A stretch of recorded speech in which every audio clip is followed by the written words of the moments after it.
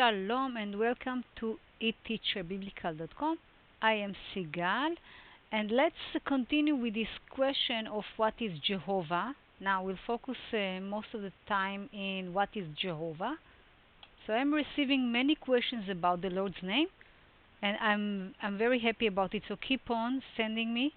So we can see the Lord's name very early at about 850 before Common Era.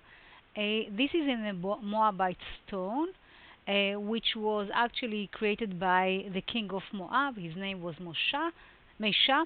And if you want to go and see the Lord's name in this stone, you'll have to go to Paris. So why not having a nice trip to the Louvre in Paris and then see the Lord's name? You see it is appearing here. It's appearing here. This is the Lord's name. Normally only referring to the Lords of Israel. But we said we're going to deal with Jehovah today.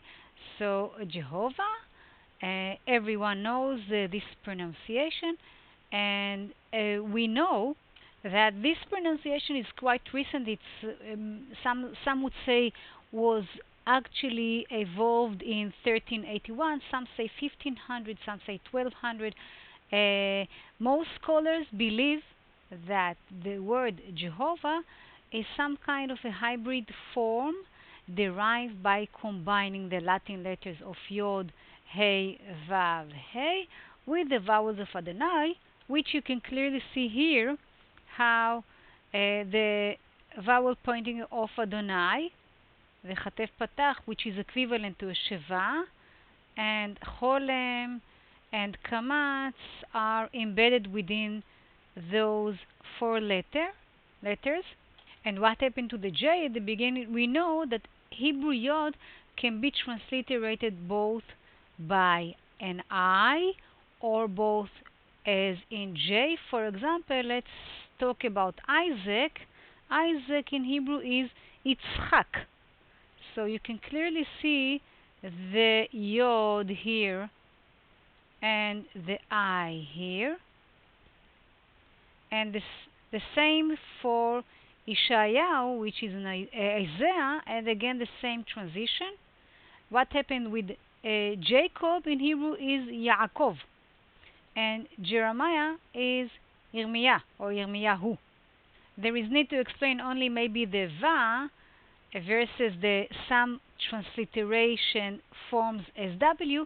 Hebrew lost this Wa, and that's why you see a Vav instead of the transliterated system of W many times.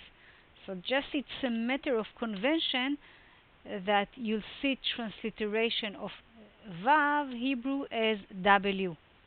So regarding again the pronunciation of the Lord's name, many scholars would agree that the original pronunciation was probably something like that.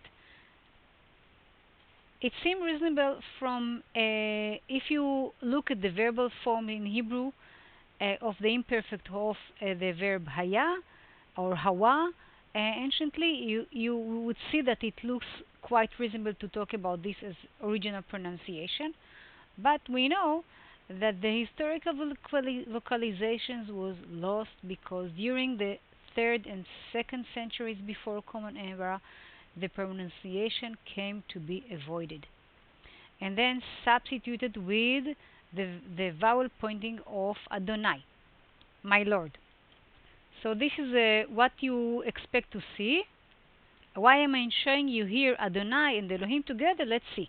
Also to prove our point of this pronunciation was to be avoided with the Masoretic text. So we're going to see 3 verses and let's see how wonderful they are. Vayitzer Adonai Elohim et Ha'adam. This is from Genesis 2:7. And the Lord God formed man. Let's focus on the word Adonai. Adonai, you know I'm going to read it as Adonai.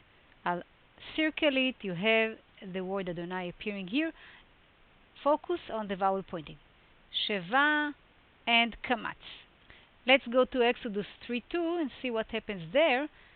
Vayera malach Adonai elav belabat esh mitoch haseneh. Again, let's look at the translation. And the angel of the Lord appeared unto him in a flame of fire out of the midst of a bush. And I'm going to circle the word Adonai again. Let's see the vowel pointing here. We see here Sheva, Kamatz, and both the Cholem. Okay? Let's keep on. Now we are in Ezekiel 5:5. Ko Amar Adonai. Now, how am I going to read it? I'm going to read it as Elohim. How do I know how to read it Elohim? Why not saying Adonai again? I see the Masoretic text actually gave me instruction or helped me to know how to read it. It takes the vowel pointing of Elohim. You see Sheva, Cholem, and Chirik. And again, the same case is happening in Genesis 15:2. Vayomer Avram Adonai Elohim. Again, something that would be equivalent to the Sheva, Chatef Segol, and Chirik. All of that is actually included in the vowel pointing of those two words. Adonai, Sheva, if you can afford the Sheva, or Chatef, if you cannot afford a Sheva, Cholem, Kamatz. Sheva, if you can afford the Sheva, or equivalent Chatef Segol, Cholem, and Chirik in the word Elohim. So just to make sure about this point, if we see Adonai preceding the Lord's name, the vocalization is going to be like Elohim, like the Kere. So Adonai Elohim. So we had two cases like that. We had it here, Adonai Elohim, and the second one was here, Adonai Elohim. So I'm waiting for your question, or you can already also upload the video. It's so nice to see you in the video. As Toda Rabba and Lehitraot.